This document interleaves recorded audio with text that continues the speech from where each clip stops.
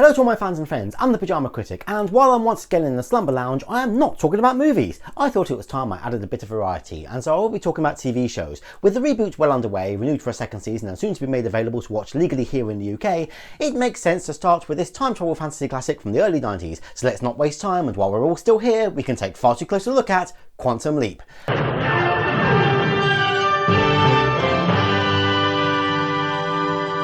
First airing in 1989, created by Donald Valerio and starring Scott Bakula and Dean Stockwell, the series tells the story of a quantum physicist and his botched time travel experiment that gets him stuck in the past, temporarily taking over the lives of various people, seemingly with the goal of changing history. That synopsis took me several attempts to write and still doesn't do justice to this show, but it will all become clear as we look at the episodes, starting with a two-part pilot, Genesis. Written by David Valerio, the creator responsible for the overall story arc, he personally wrote only a few episodes each season, but always the opener and finale, and directed inexplicably by English television actor David Hemmings. These episodes give the backstory and present us with a formula we will enjoy for the next 5 seasons. We start with a vision of the far-flung future of 1999, though what we see is brief and limited because we only see the location of the experiment in the New Mexico desert. We do however see the cars and clothes are pretty much the same in the future, with the addition of a lot of LED displays and superfluous flashing lights. Actually accurate in some ways. We're also shown some aspects of social interaction never change, as we are introduced to Al Calavici, played by Dean Stockwell, who sees this stranded motorist and attempts to use her situation to his own perverted gain. I would love to fix that flat for you, but I can't. I mean,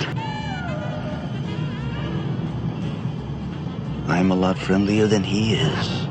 This questionable attitude to his opposite sex and to relationships in general is treated as comical character flaw at first, but in later seasons it takes a more dramatic turn as we learn the root cause of it all, and it ultimately forms the basis of his most significant character arc. Al's attempts to woo this lady with this fast car and hints about his involvement in a top secret government project do appear to be going his way, until... Yeah, what's happening, Gushy? He's leaping!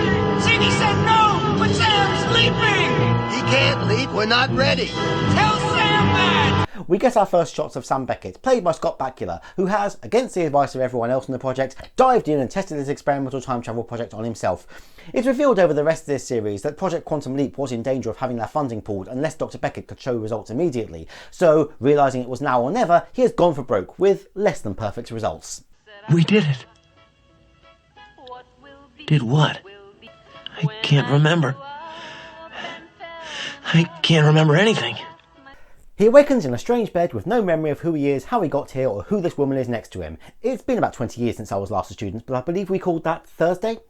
Now it does become clear this woman knows him and they have an established relationship. Oh boy. Not the last time you're going to hear him say that, though it will be a few more episodes before it becomes a staple line at the start of every show. He comes up with as valid a theory as any in the circumstances. It's a dream. That's it. I'm dreaming. And we get another main feature of every episode going forward. Ah! Oh, Tom, would you cut it out? You nearly scared me into delivery. Who do you see in the mirror? You. Me? His amnesia is not absolute, in that he may not remember much about what he was doing before he woke up here, but he does remember his first name and what he looks like, neither of which match up with what he is seeing and hearing here. Something else that he instinctively knows is off about his situation is that he doesn't belong in this time and place, but until he wakes up, comes down, or makes sense of his situation, he just decides to go along with what he sees and is told. Every episode in this series reminds us of the time periods by playing a famous song from that year, which can make it hard to find clips for some parts of the show, but I'll try and work around it. Sam finds out he is due to test a new fighter jet today, leading to the most obvious problem of trying to play along at being the person everyone thinks he is when he doesn't have this guy's knowledge or skills. What if I told you I couldn't fly? You sick? No, I just... When I woke up this morning, I couldn't remember how to fly. We'll come to that in good time. For now we find out that Al is able to follow Sam to where and when he has travelled. What Al doesn't realise is that Sam wasn't actually expecting to see him here on account of not knowing who he is. There is one more important factor about Al, but that won't be revealed for the time being. A quick reminder, there's a pregnant wife in this storyline, and we're back to Sam bluffing it out as the test pilot. Given enough time, you can get used to anything. Even a nightmare. Due mainly to my age, I didn't get into this series until a couple of seasons in, so I only saw these early episodes when I was in a position where I already knew the format of the show overall. Trying to put myself in the position of somebody who didn't, I can see this all getting rather confusing, as we are not really told what is going on until over halfway through this first episode, and then it's only a vague outline of the premise slowly filled in over subsequent instalments. I think this is one way TV has changed over the years, as in those days channels were limited and even remote controls were uncommon, so the audience could be trusted to stick with an episode like they would a movie. Modern TV shows have to grab the audience and make sure they're up to speed before they lose attention and jump over to one of the hundreds of other options, a trend that is slowly reversing thanks to the decline of broadcast TV in favour of streaming shows where the audience have selected ahead of time. Some creative use of stock footage helps work around the limited budget in this scene, where one of Sam's fellow test pilots demonstrates how dangerous a job this is even when they do know how to fly.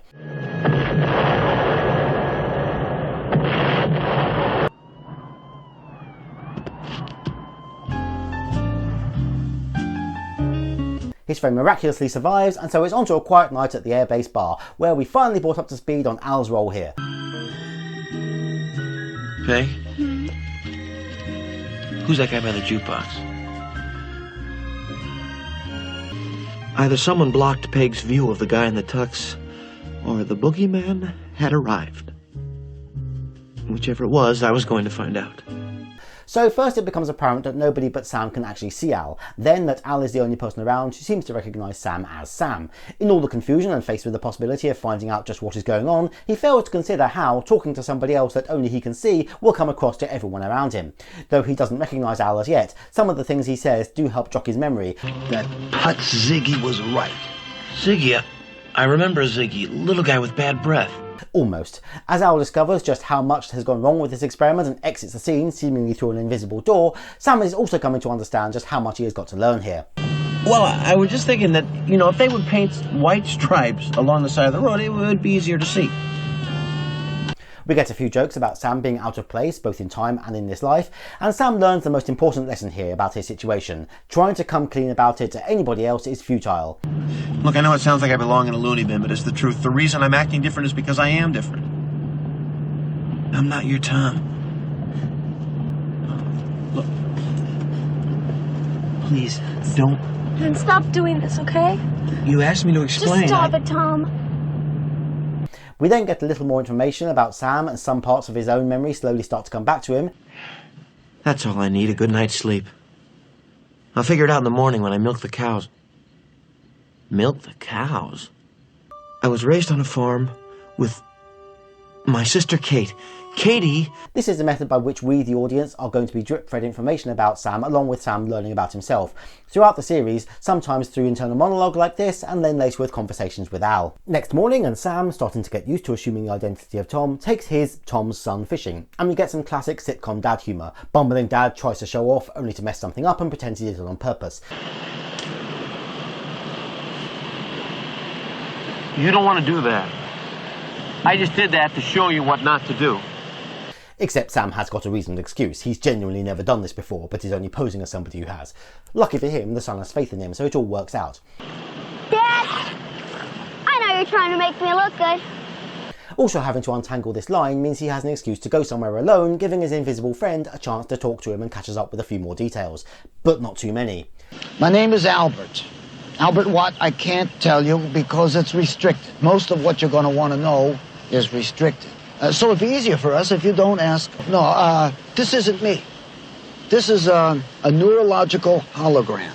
It's an image that only you can see and hear. So the mysterious Ziggy is in charge of this project back at base, but Sam can't be told where or when that is because this is an observational study. Ziggy wants to discover the rate at which Sam's memory returns to him, meaning Al can't fill him in as that would interfere with the results. This rule gets a little inconsistent later on, but it makes sense as we find out later that Ziggy and the rest of the team are busking this just as much as Sam. What Al can do, however, is more plainly phrase things that Sam has already remembered or worked out, including that he has time travelled, swapped places with somebody from the past. Al can visit and communicate with him by means of a VR-style chamber, that's why he appears to Sam as a hologram. And finally, the biggest problem they have encountered so far is in getting him back to his old body. They hope to get these two people's bodies swapped back, but it may take a couple of days, leaving just one problem. Tuesday is going to be a little late. I'm scheduled to test fly the X2 on Monday. Another reminder that when taking over somebody else's life with no prior knowledge of that person's character or mindset, the family and friends are bound to notice odd, sudden changes in their behaviour. Did you see the rolling flip we did at the top, Dad? What do you call it? You got me. And that's where the story splits. Seems an odd place to put the cliffhanger. I would have expected it to be at a more suspenseful point, like just as he was taking off in a plane he couldn't fly, but that can be explained by this first being intended as a feature-length TV movie to serve as one pilot episode, so there was no to-be-continued moment in the script, and this was just shoved in at the exact halfway point. Not that that affects us watching the series over 30 years later. Audiences in Ace9 would have had to wait a week. We can just jump right on to the second half. We pick up part 2 on the day before the test fight, with Sam alone in a hangar, somewhat intimidated by the jet he's going to have to fly. Being alone means Al can show up, and, as well as casually indicating just how profile this experiment is, he has seemingly got permission to fill Sam in on some of the details of the theory behind it. One end of this string represents your birth. The other end, your death. You tie the ends together, ball the loop, and the days of your life touch each other out of sequence. Some, but not all. This may be because Ziggy, who I may as well reveal now is a self-aware AI computer with a few personality problems, think they have worked out how to get Sam back home to his own time, which is related to their theory of what is really behind the time jump in the first place. I mean, you gotta believe that God or time or something was just waiting for your quantum leap to correct a mistake. Something that happened in the life of Captain Tom Stratton in '56, since he's the one you bounced out. Once that's put right, you'll snap back like a pimp's suspenders. So if Sam changes history for the better concerning the life of Tom Stratton, he should jump out of this body, presumably back to his own. It's not worth considering how Tom staying alive for decades more than he did, originally interacting with people every day, might change history on a much wider scale, because Ziggy and the show never bring that up, so I think that's our cue as viewers to just not think about causality or any wider implications of this. We get a bit more about Al's backstory. Of course, if you bust Mark III and survive, they could have him around for another 30 or 40 years. I can't fly. I'll be your co-pilot. You're a hologram. I'm also an ex-astronaut. This is the start of us slowly finding out he's not just a serial womanizer and heavy drinker. He's been a rear admiral in the Navy, a Vietnam POW, and was on the Apollo program. He's also Sam's best friend and has worked on the project with him from the start. These hints of a tragic and heroic past build into more as the character develops and makes him a lot more interesting to have around. It would be very easy to have him as this comical buffoonish sidekick, but instead we get this really well fleshed out character, which is quite an achievement for somebody whose life we never see, only have referenced. Only slightly distracted by thoughts of another date with the woman he met at the start, Al offers a solution with a small chance of success. X2 does a crash and burn, you float back to Earth on a pillow of silk. The moment you touch down, you leap forward, Tom leaps back, and the broad and I are gone to Las Vegas. He'll have to project his image next to Sam in the flight deck and talk him through the takeoff. Then Sam jumps before the jet explodes. It's hopeless, but it's the only plan they have. We get this little aside of Sam pondering a phone call. Ever since he regained memories of his upbringing, including his father dying young, it has been on Sam's mind that he is now at a point when his father is still alive and the operator would be able to find him by his address, so Sam could talk to him if he wanted to. Not sure how he was planning to start the conversation when he's likely to be sat next to his father as a toddler when he answers, but we are given the impression there's some air he'd like to clear, something he wishes he had said to his father but never got the chance to. Well, my boobs are as big as Marilyn's.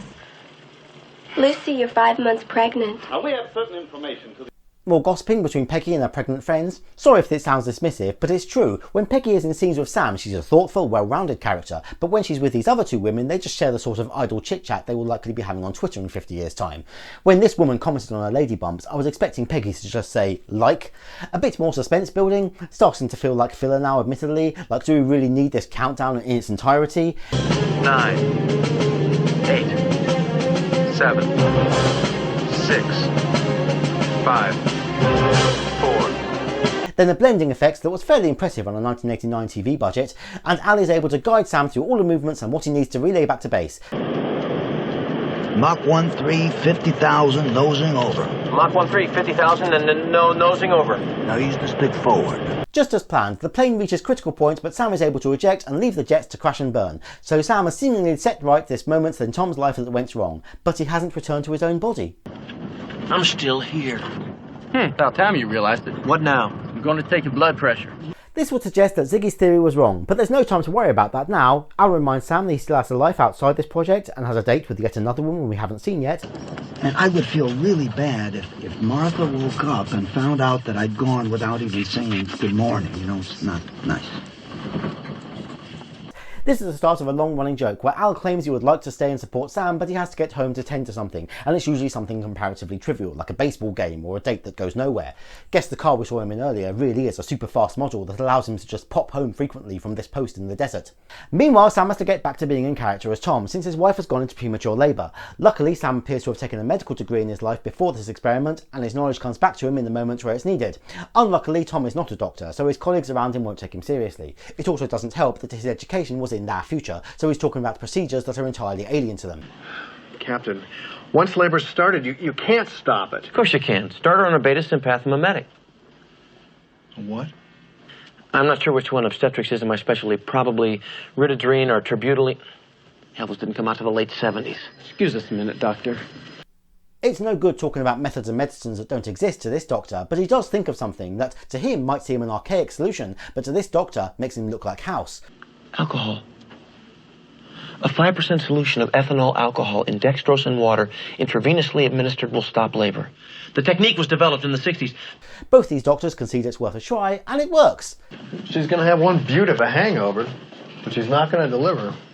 You want to tell me how in the hell Captain Stratton... Barry, do me a favor. Don't ask. Get used to that, that's going to be the go-to explanation for both the characters around Sam and the viewers for the rest of the series. It seems Ziggy was both right and wrong at the same time. It was correcting a mistake that allowed Sam to leap out of Tom, it was just a different correction than the one they assumed it was. Seems in the original history, not only did Tom die, but Peggy lost a baby, and it was saving the unborn child's life that was a real good deed that had to be done. So good news, Sam leaps out of Tom. Bad news, he still doesn't go home. Rather, he leaps onto another body and another time, a baseball player in his retirement game. It should be clear by this point he's not going home anytime soon, but rather he's going to be leaping onto a new life with a new mistake to correct every time he fixes the last one. Oh boy. With that in mind, Al decides there's no harm in giving Sam a few more details about the Quantum Leap project, and about himself. Quantum Leap is your project, Sam.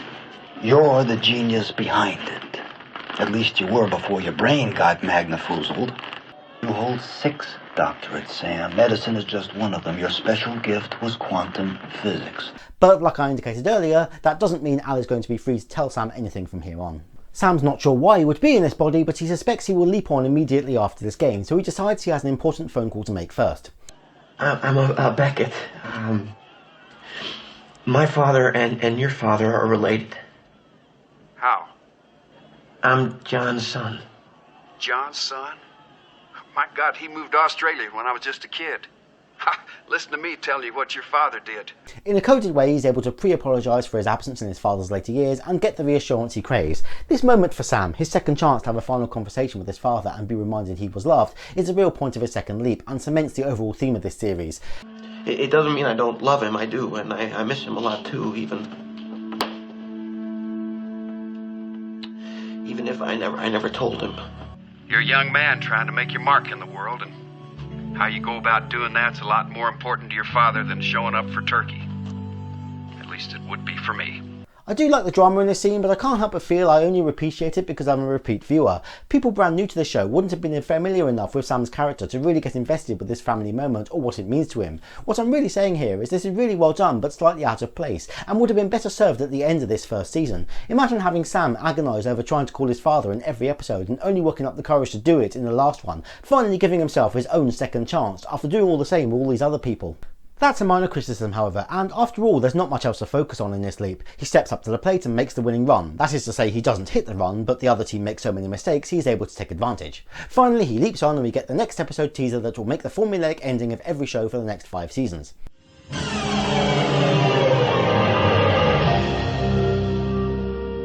So that was Genesis, and well, it's one of the weaker episodes, mainly because there was a lot to fit in, introducing new characters, setting the scene and establishing the rules of the show universe.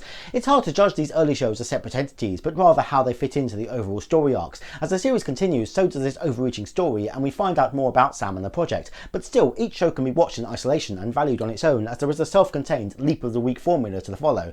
This pilot is the only exception. Still, it does a great job of laying the foundation for the show, and viewing figures tell us that more than half the audience were convinced they wanted to see more after this. A reasonable start to the series, 2 slippers, but only because I know it gets better after this. Thank you for watching. Remember to do your part by leaping on that like button, sharing this video with anybody you think may like it, and everybody else just in case they surprise you, and subscribe if you're not already. After this I intend to revisit this series between movie reviews, not sure at this point if it will be one episode at a time or more, or with what sort of frequency I'll pepper these among my reviews. Let me see how my audience react and how well I fit them into my schedule. I've been the Pyjama Critic, and remember, funding and support won't last forever, so when you think your experiment might work, then jump in and try it. What could go wrong?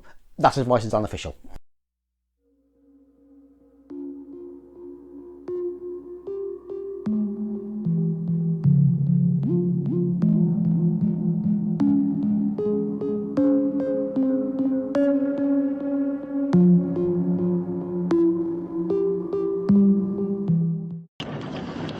You guys are all alike.